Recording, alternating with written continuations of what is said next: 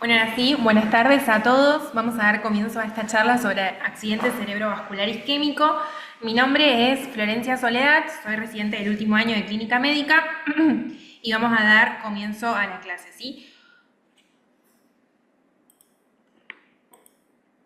Bien, esta primera diapo es un poco para ver los objetivos de la clase, ¿sí? Conocer las generalidades del manejo inicial en la enfermedad cerebrovascular, analizar las recomendaciones para el manejo del ACV isquémico y conocer los fundamentos de las recomendaciones basados en la evidencia biomédica. Para hablar un poco de números, según la Organización Mundial de la Salud, 15 millones de personas sufren un ACV por año y de estos 5 millones mueren y otros 5 millones quedan con una discapacidad permanente. Acá en Argentina el ACV representa la tercera causa de muerte y la primera de discapacidad. Y en lo que es el año 2015, que son los últimos números que tenemos, 20.911 muertes fueron por eventos cerebrovasculares, lo que representa el 6.7% del total de defunciones de causas definidas. Se estima que hay 9 infartos silentes que impactan por cada ACV sintomático que impactan en el nivel cognitivo de los pacientes. Y otro dato tal vez importante un poco de la epidemiología es que uno de los factores de riesgo más asociados al desarrollo de ACV isquémico continúa siendo la hipertensión arterial, o es lo que más señalan la mayoría de los estudios. A modo de definición, el accidente cerebrovascular es un síndrome clínico de origen vascular que se caracteriza por la presencia de signos y síntomas rápidamente progresivos debido a una pérdida de una función focal y que dura más de 24 horas. Esta pérdida repentina de la función cerebral focal es la característica principal del inicio del accidente cerebrovascular isquémico. Dentro de los tipos tenemos el accidente cerebrovascular isquémico, que representa un 80% de los casos, y a modo de resumen, destaqué los principales mecanismos fisiopatológicos involucrados que pueden estar relacionados con patología de los vasos. En este caso nos referimos a aterosclerosis, depósito de amiloide, malformaciones, inflamación. La obstrucción secundaria, es decir, por un émbolo que proviene de la circulación extracraneal. Hipoperfusión, que da lugar a un flujo sanguíneo cerebral inadecuado, que puede ser secundario a hipotensión o aumento de la viscosidad sanguínea. ¿Sí? La hipotensión particularmente está asociado con un peor pronóstico a 6 meses, o como una peor evolución dentro de los primeros 6 meses. Otro dato importante, ¿sí? Que dentro de los ACV isquémicos, un 30% son, digamos, lo que se conoce como criptogénicos, donde la causa no fue establecida, pero hay que diferenciarlos de aquellos donde el diagnóstico no se realiza por falta de insumos o tecnología, ¿sí? No se arribó a la causa a pesar de todos los protocolos estandarizados. Y el 20% restante son ACV hemorrágicos secundarios a la rotura de un vaso en el espacio subaracnoideo o el tejido intracerebral.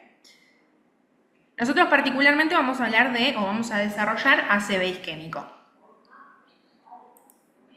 Un poco, bueno, acá lo que yo traje es un estudio que se llama InterStroke, que define factores de riesgo no modificables y modificables asociados con el desarrollo de una enfermedad cerebrovascular. Lo más relevante de todo esto es que si nosotros en la atención primaria intervenimos sobre estos factores de riesgo modificables, generamos un impacto fuerte sobre la reducción de la morbimortalidad. Si nosotros hacemos intervenciones sobre la hipertensión arterial, la cesación tabáquica, promover una dieta saludable, fomentar el ejercicio, podríamos reducir sustancialmente la carga de este riesgo. Dentro de los factores de riesgo, como dije anteriormente, la mayoría de los estudios destaca el rol de la hipertensión arterial. Sigue siendo como el principal factor de riesgo modificable asociado. Ahora sí. Hasta acá contamos un poco números, la definición de accidente cerebrovascular, y ahora vamos a hablar lo que traen o lo que nos comentan las guías para el manejo inicial, ¿sí? Lo más importante en las primeras horas es reconocer el cuadro clínico, estabilizar el paciente y definir el tratamiento. Este manejo precoz tiene una relación directa con el pronóstico. El principal objetivo es diagnosticar el tipo de ACV, el mecanismo fisiopatológico y ejecutar el tratamiento lo más rápido posible. El personal de salud que tenga este primer contacto con el paciente debe tratar a un paciente con sospecha de accidente cerebrovascular como una emergencia, ¿sí? Cada minuto que nosotros demoramos en el tratamiento, en la atención del paciente con un ACV isquémico, se dice que se pierde la misma cantidad de neuronas que las que corresponden a 3 a 6 años de envejecimiento, digo, para que sepan que tiempo es cerebro y se refiere particularmente a esto. En caso que nosotros nos encontramos en un centro de atención primaria o alguna institución que no cuente con la posibilidad de hacer una neuroimagen e instalar el tratamiento oportuno, debemos derivar al paciente. Y para eso lo que se propone es el diseño de protocolos de actuación con límites de tiempo y además deberíamos avisar al centro al que vamos a derivar al paciente que está llegando un paciente con sospecha de ACV. Pero bueno, que quede claro esto, es una emergencia médica y lo más importante es el reconocimiento rápido. Y para eso existen distintas escalas de evaluación de los pacientes estandarizadas que están dirigidas a esto, ¿no? A la identificación rápida y que fueron validadas para que las utilicen tanto el personal médico como no médico. Entonces, ¿qué nos evalúan? Entre ellas tenemos FAST y la otra que es similar es la Cincinnati, que son dos que están validadas, que tenemos la F de cara, ¿sí? Entonces acá lo que vamos a evaluar es la simetría facial, le pedimos al paciente que sonríe o que sonría o que muestre los dientes. A de arms, brazos, le decimos que cierre los ojos, levante ambos brazos durante 10 segundos y lo que vamos a evaluar es la EMI parece. La EMI sí parece. Después, speech de hablar, le decimos una frase a la persona y le pedimos que la repita. Y ahí lo que vamos a evaluar es la disartria, ¿sí? Ver si el paciente utiliza palabras que no corresponden. Bueno, evaluamos esto. Y la T, que es de tiempo. Si está presente alguno de estos signos, deberíamos contactarnos con el servicio de emergencia. Si somos, digamos, si hablamos de una persona en la comunidad con su familiar, y si estamos en el servicio de emergencia, debemos activar el protocolo stroke. ¿Qué es importante de esto? No es necesario que estén todos presentes, pero la aparición de los tres signos está asociado con con una probabilidad de tener un ACV de mayor al 90%. O sea que vean lo importante que es. Por otro lado, otra escala es la de Los Ángeles, que esta lo que nos va a agregar, como ven arriba, los primeros 5 criterios, ¿sí? Son para plantear, digamos, diagnósticos diferenciales, que es lo que se conoce como stroke mimics, que son cuadros que imitan, digamos, a un ACV o que nos podrían confundir el diagnóstico. Entonces eso está orientado a identificar esos diagnósticos diferenciales y después evalúa básicamente lo mismo que el anterior. Entonces, hasta acá identificamos el paciente, creemos que está sufriendo un accidente cerebrovascular, ingresa al servicio de emergencias y lo que vamos a tener que asegurar o vamos a tener que realizar, iniciamos con el ABCD. Entonces aseguramos que tenga una vía aérea permeable, mantenemos la ventilación y respiración. Básicamente las indicaciones son para cualquier situación de emergencia. Si tiene un puntaje menor o igual a 8 puntos en la escala de Glasgow, va a requerir intubación orotraqueal. Si tiene una saturación menor a 94%, deberíamos suplementar con oxígeno.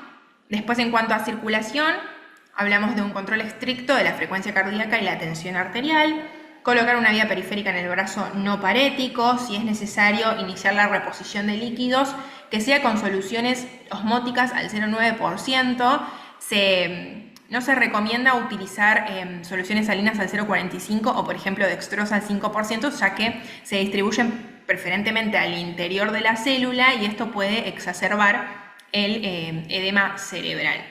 Monitoreo continuo del ritmo cardíaco. Todo esto está particularmente dirigido a también ya empezar a evaluar el mecanismo fisiopatológico involucrado.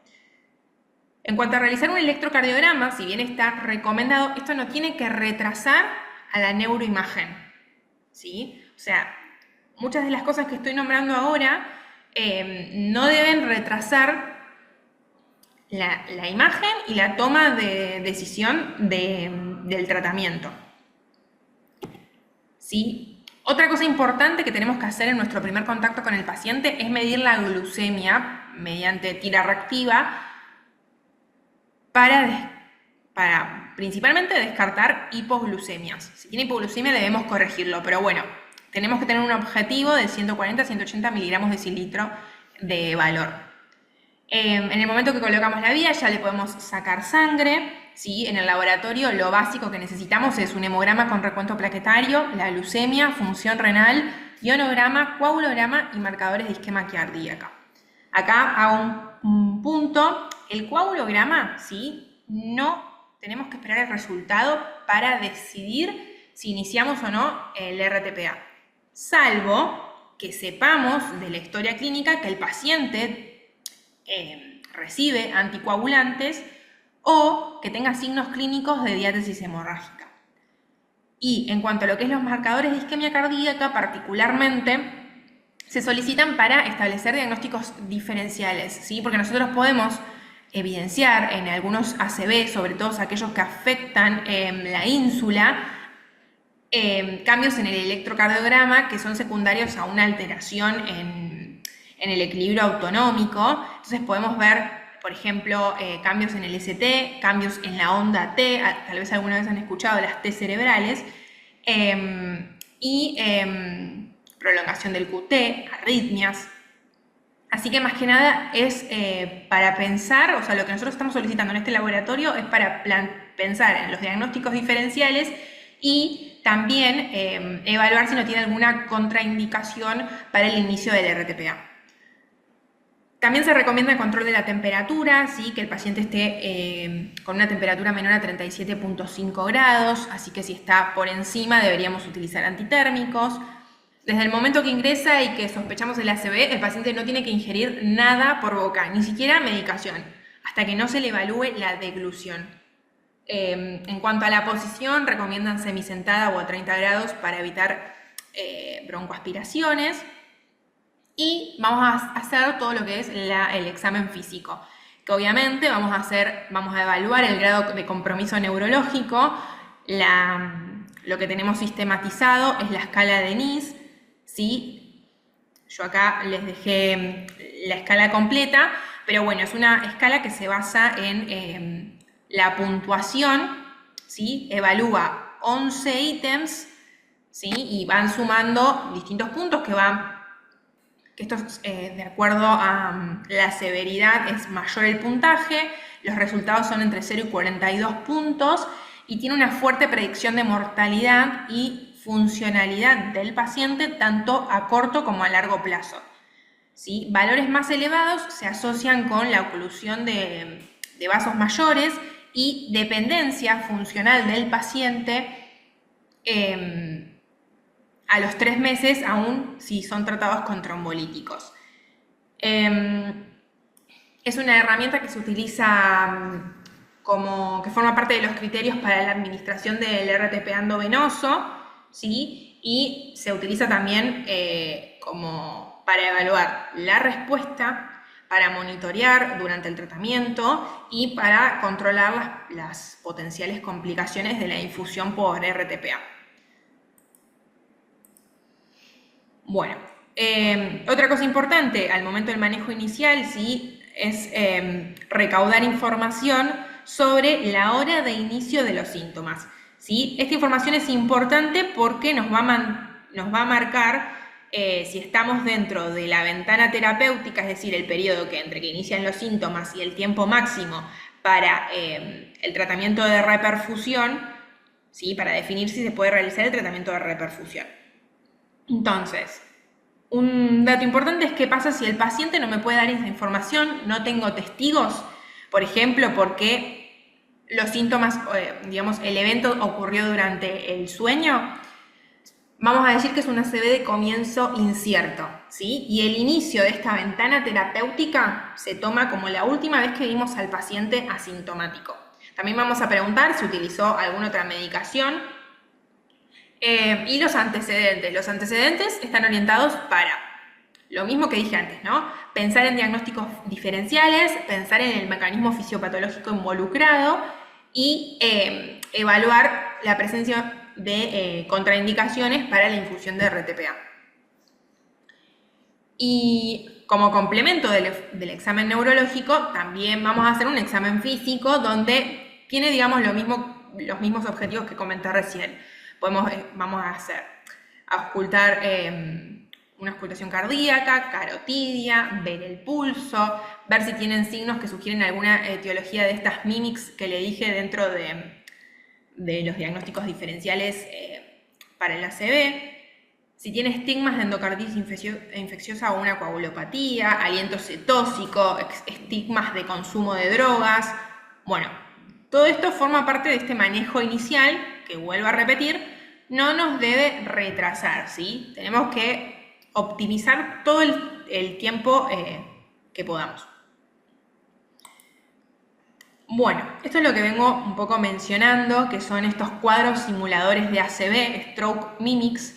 Hay una regla mnemotécnica que se llama MEDICS. Dentro de estos, en verde, señalé los más relevantes, ¿sí? Que son y a su vez más frecuentes: migraña, epilepsia, hipoglucemia y la intoxicación, ¿sí? Son los principales que vamos a tener que descartar.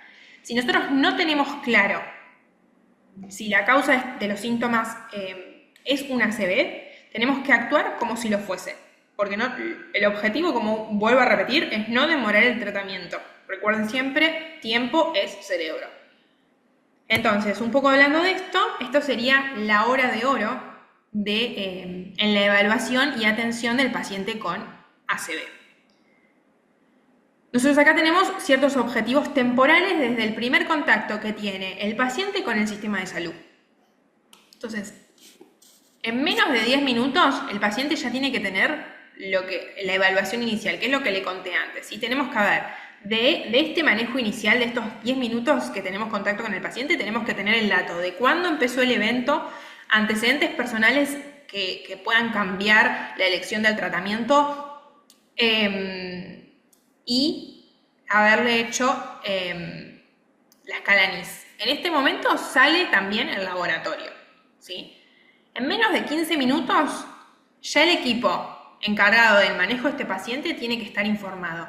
En menos de 25 minutos debería tener su primer neuroimagen, y en los primeros 45 minutos esa imagen tiene que ser interpretada para ya tener definido el inicio del tratamiento y en menos de una hora iniciar la terapia de reperfusión.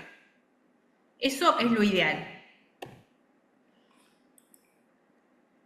Entonces, nosotros tenemos un paciente con ACV y ¿qué tenemos que priorizar en la evaluación? La realización de la neuroimagen, la medición de glucemia y la saturación de oxígeno. Esas tres cosas, todo paciente con ACV se lo tenemos que hacer y no se tiene que ver retrasado.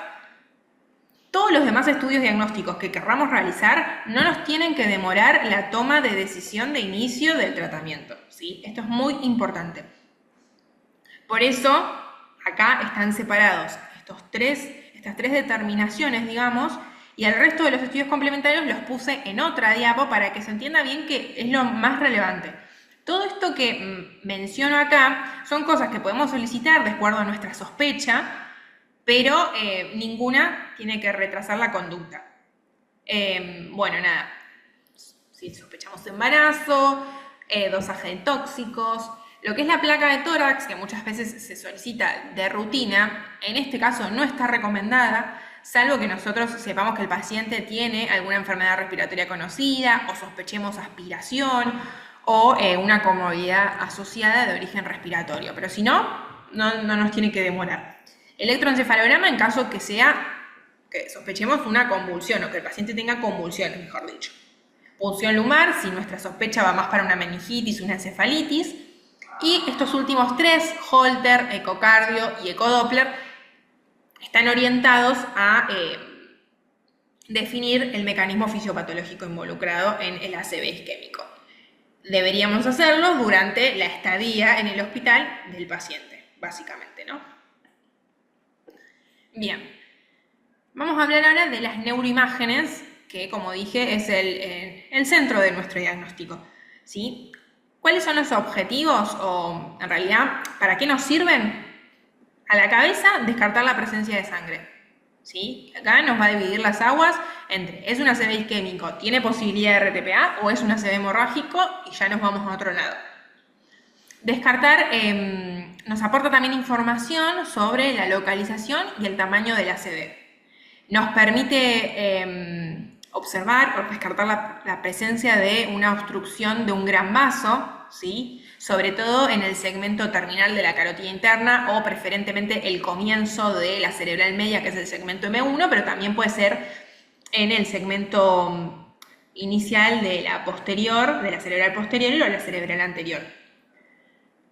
Evaluar la presencia y la extensión de cambios isquémicos precoces, ¿sí? Para esto hay una escala que se llama ASPECTS, que ya vamos a charlar, y observar la presencia de desicuración colateral, que en este caso se hace con otro estudio, que es una angiotomografía y que está indicado en caso de pacientes que tienen indicación de terapia endovascular. Bien, entonces, creo que ya lo repetí muchas veces, pero no está de más volver a decirlo, que todo paciente con ACV tenemos que realizar una neuroimagen. Es la clave de nuestro diagnóstico y lo que va a determinar nuestro accionar, básicamente. Todos sabemos que la resonancia con difusión es el estudio más sensible y específico, pero lo que tenemos más disponible es un tomógrafo. Las recomendaciones dicen que la indicación es la misma, tanto de una tomografía como una resonancia, previo a la realización de trombolíticos. Lo que tiene en contra la tomografía o la limitación que tiene es que no puede identificar infartos de fosa posterior. Y otra cosa muy importante es que los signos precoces que podemos ver en la tomografía nos hablan de una isquemia o los cambios tempranos recién los vemos dentro de las 3 a las 6 horas que inició este evento. Entonces quedamos fuera de la ventana terapéutica para el tratamiento trombolítico, básicamente. Entonces, esto es lo que tiene en contra la tomografía. En cuanto a estos signos precoces, ¿sí? Yo acá dejé algunas imágenes.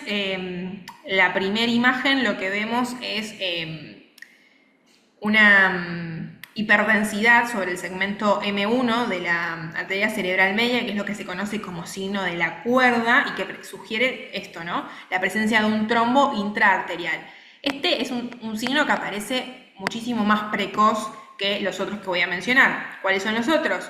El borramiento o la pérdida de diferenciación entre la sustancia blanca y la sustancia gris, ¿sí? Que se puede dar, por ejemplo, en esta imagen a nivel de el núcleo lenticular, ¿sí? Que se conoce como eso, ¿no? Ribete lenticular.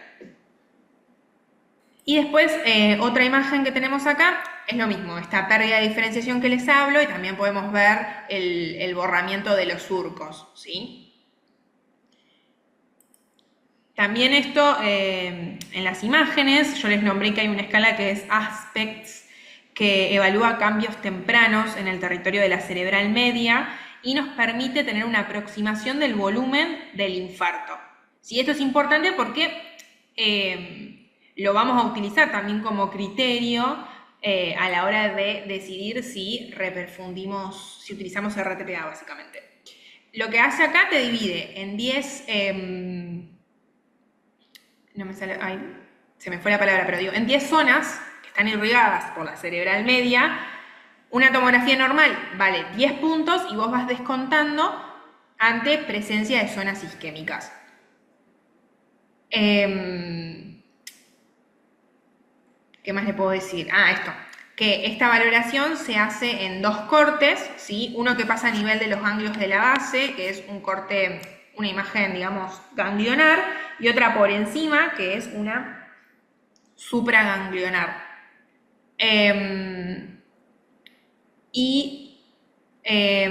Selecciona o nos permite seleccionar posibles candidatos para la trombectomía mecánica.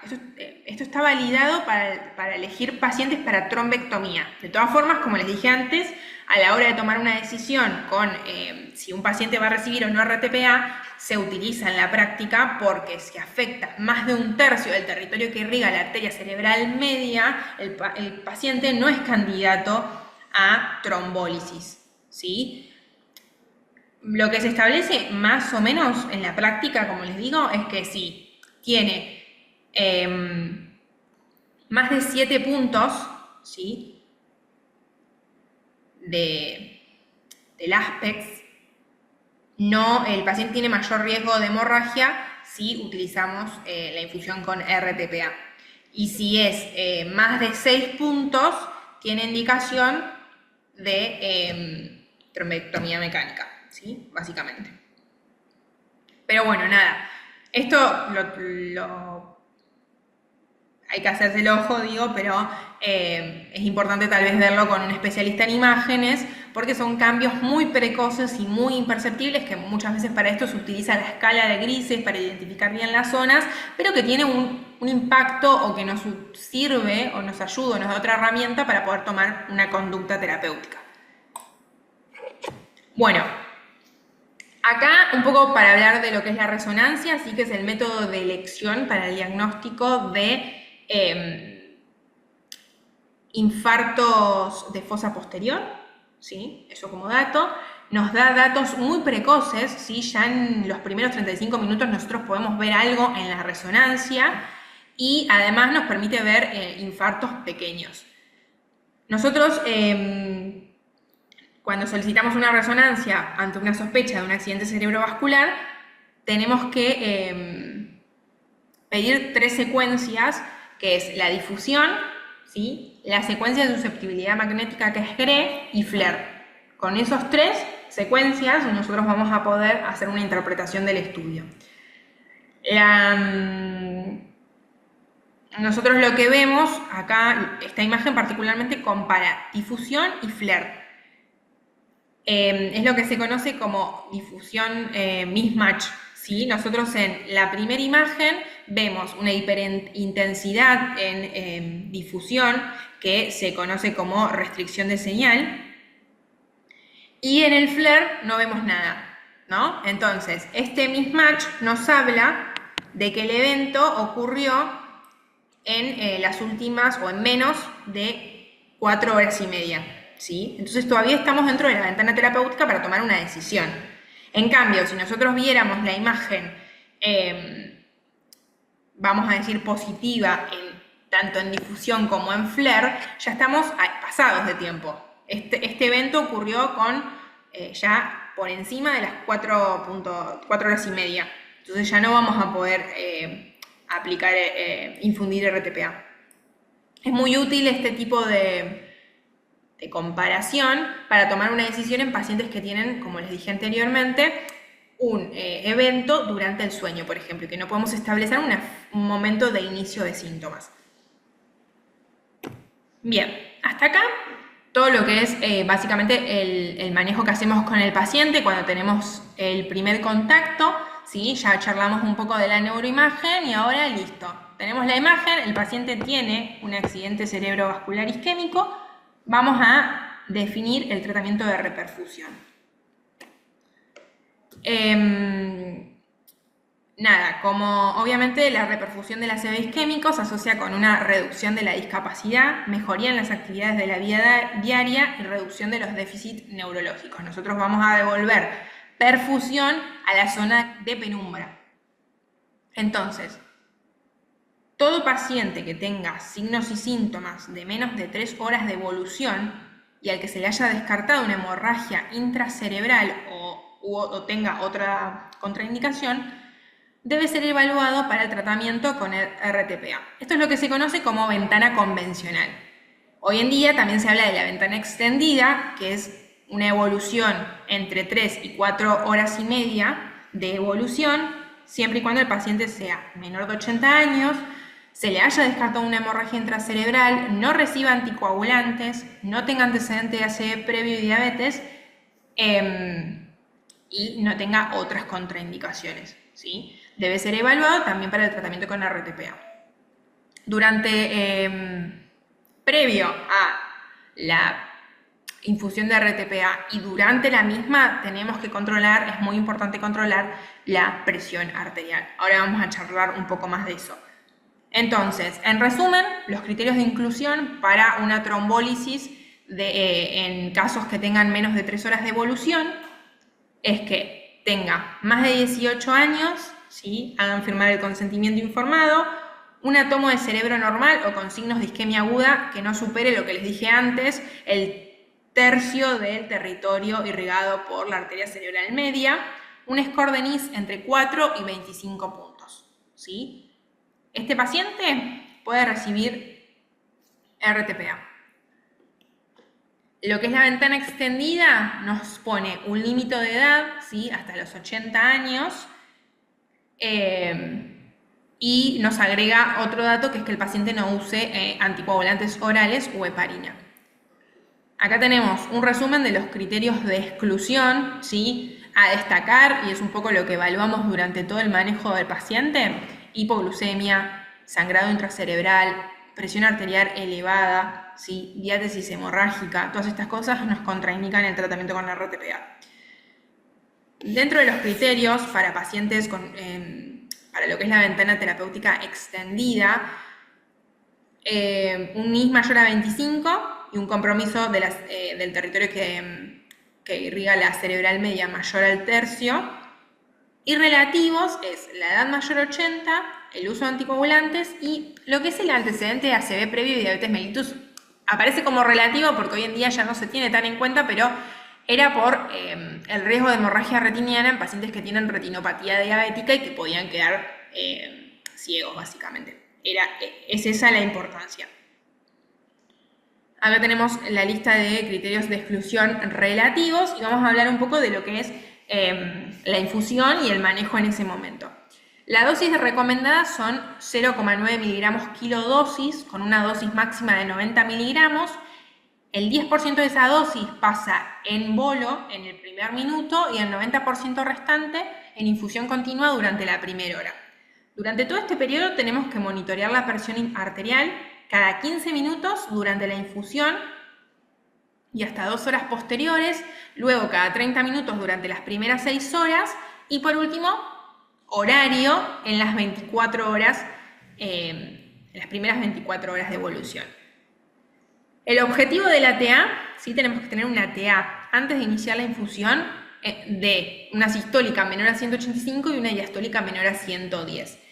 Si tiene una tensión arterial mayor en dos determinaciones separadas por 5 a 10 minutos, tenemos que administrar, tenemos que descender este valor de TA. Lo que se utiliza es el labetalol, que se pueden pasar de 10 a 20 miligramos endovenoso, separado de 10 a 20 minutos, ¿sí? Y si la TA no desciende, no administramos el trombolítico. Como les dije antes, es una contraindicación absoluta para administración del RTPA. Ahora, si una vez que empezamos la infusión comienza con la hipertensión, también lo vamos a manejar con labetalol, ¿sí? Cada 2 a 15 minutos hasta un máximo de 300 miligramos total, o un labetalol en goteo en dosis de 2 a 8 microgramos por minuto. Y en caso de que usamos nitroprusiato, la dosis es entre 0,25 a 10 microgramos kilo minuto. Otra cosa que tenemos que hacer durante la infusión es la evaluación neurológica. Se hace cada 15 minutos durante la infusión y luego en forma horaria en las primeras 24 horas. Si el NIS aumenta 4 o más puntos, nos habla de un deterioro neurológico y deberíamos hacer una tomografía de urgencia, ¿sí? Dentro de las complicaciones, la más importante y la más temida es la transformación hemorrágica, ¿sí? Si tenemos sospecha, por ejemplo, con signos y síntomas clínicos como cefalea intensa, vómitos, disminución del nivel de conciencia, empeoramiento del déficit, debemos suspender la infusión y hacer una tomografía. Otros efectos adversos son las reacciones alérgicas, ¿sí? Las más frecuentes, que igual son infrecuentes, es el broncoespasmo y el edema orolingual, pero obviamente puede provocar edema de glotis, puede provocar un shock anafiláctico y tenemos que estar atentos, ¿sí? Podemos manejarlo con hidrocortisona y Benadryl, con síntomas leves, y obviamente si es grave, intubación precoz y adrenalina subcutánea. Y suspender la infusión, claramente. Bien, hasta acá el RTPA. La otra opción de tratamiento es la terapia endovascular, ¿sí? Que está dirigida a pacientes mayores de 18 años, ¿sí? Con una escala modificada de Rankine previa al ACV de 0 a 1. ¿Qué significa esto o qué evalúa esto? Es que el paciente, antes del ACV, era una persona independiente. Un NIS mayor o igual a 6, un ASPECTS mayor o igual a 6, que tenga oclusión proximal de la carótida interna o de la arteria cerebral media como causa del ACV y estén o no tratados previamente con RTPA. El tratamiento puede ser iniciado dentro de las 6 horas de iniciado los síntomas y como contraindicaciones, plaquetas menor a 30.000, que esté en tratamiento con heparina o que tenga alteración, y que tenga alteración del coagulograma. Tratamiento con heparina o con anticoagulantes orales y alteración del coagulograma, básicamente, ¿no? Bien, hasta acá los métodos de reperfusión. Yo les hablé antes del manejo del ATA durante el ACV isquémico y particularmente les mencioné, durante la infusión de RTPA. ¿Qué tenemos que saber? Que los pacientes que están destinados o que son candidatos a fibrinolíticos vamos a evitar variaciones bruscas de la presión arterial y tenemos que tratar de llevar en forma gradual a valores menores de una TA sistólica de 185 y una diastólica menor a 110. Los que no son candidatos a fibrinolíticos, no hay ningún beneficio en bajar la presión en las primeras 24 horas y no requiere un tratamiento de rutina, salvo que tenga valores extremos, como una sistólica mayor a 220 o una diastólica mayor a 120, y ahí sí podemos intentar disminuir la TA un 15% con un máximo de un 25% gradualmente en las primeras 24 horas. O sea, estamos hablando de bien paulatino. En la mayoría de los casos, si el paciente ya viene tomando antihipertensivos, se los vamos a reiniciar luego de las 24 horas de evolución del accidente cerebrovascular, una vez que esté estable. Y eso, ¿no? Tenemos que evitar el descenso excesivo porque nos puede aumentar el área de isquemia. Entonces, no es ideal usar medicación que genere un efecto brusco, ¿sí? Por eso se recomienda principalmente el labetalol. Esto se los dejo para que lo vean, pero básicamente son las recomendaciones de la terapia antihipertensiva y los objetivos. Es un poco lo que les conté antes, pero en un gráfico. Y por último, vamos a hablar un poco del resto de las medidas, ¿sí? Todo paciente con ACV agudo tiene que recibir un antiagregante plaquetario. Lo vamos a iniciar luego de las 24 o 48 horas de iniciado el evento isquémico y se recomienda aspirina 100 miligramos día. Lo que es la anticoagulación como prevención no está recomendada. Ese es el dato que tienen que tener. Ahora, si el paciente venía recibiendo anticoagulantes, lo tenemos que suspender por lo menos una semana e indicarle aspirina. ¿Sí? Yo ahí puse distintas formas, de comienzo, pero hay una regla para el reinicio de la anticoagulación que dice que es la regla del 1, 3, 6, 12. Reiniciamos el primer día si es una AIT, al tercer día si es una ACV no discapacitante, si ya tenemos un ACV moderado arrancamos al día 6 y en ACV extensos arrancamos a partir de los 12 días. Siempre debemos realizar una tomografía, ¿sí? Control, que en general, acá en nuestro hospital lo que se suele recomendar es que se realiza una tomografía dentro de los 14 días del evento para tomar la decisión del reinicio de la terapia anticoagulante. En cuanto a las estatinas, debemos iniciarlas antes del egreso hospitalario, sí, de acuerdo a su riesgo cardiovascular y si se considera que el ACV isquémico es un evento vascular, básicamente. Otras medidas para prevenir complicaciones: la profilaxis para trombosis venosa profunda, ¿sí?, en pacientes con movilidad disminuida, y la iniciamos luego de las primeras 24 horas del evento isquémico. Prevención de neumopatía aspirativa: hay que evaluar la deglución de los pacientes y si tienen trastornos deglutorios deben ser considerados para colocación de una sonda nasogástrica o yeyunal. Y si nosotros sabemos que eso no se va a resolver en las primeras 3 semanas, debería tener indicación o deberíamos asegurarle una gastrostomía. No tenemos que, la indicación de sonda vesical de rutina no está indicada, debemos tratar de evitar la colocación si el paciente puede orinar en forma espontánea. Utilizar IVP como profilaxis de sangrado digestivo, y los pacientes con movilidad reducida deben ser evaluados rápidamente por el personal fisiatra, por los kinesiólogos, para la movilización temprana, y dentro de las 24 horas o una vez que el cuadro esté estabilizado, el paciente debe movilizarse. Tenemos que intentar que se vaya del hospital, de ser posible, sentándose en la cama y caminando, si podemos lograrlo, ¿sí? Y si no, debemos contactarlo, enseñarle, darle pautas de ejercicios para recuperar la movilidad, o contactarlo con un centro kinésico que lo siga y pueda recuperar la funcionalidad en la medida de lo posible, ¿sí? Así que bueno, hasta acá es un poco lo que recomiendan las guías, ¿sí? La clase está basada en el consenso de la Sociedad Argentina de Neurología en conjunto con otras sociedades, la guía de manejo del Ministerio de Salud de la Nación y las actualizaciones que realizó la AJA en el 2021. Así que bueno, si tienen alguna duda, este es el espacio para hacer alguna pregunta. Bueno, muchas gracias por la atención, nos vemos la próxima, ¿sí? Un saludo para todos.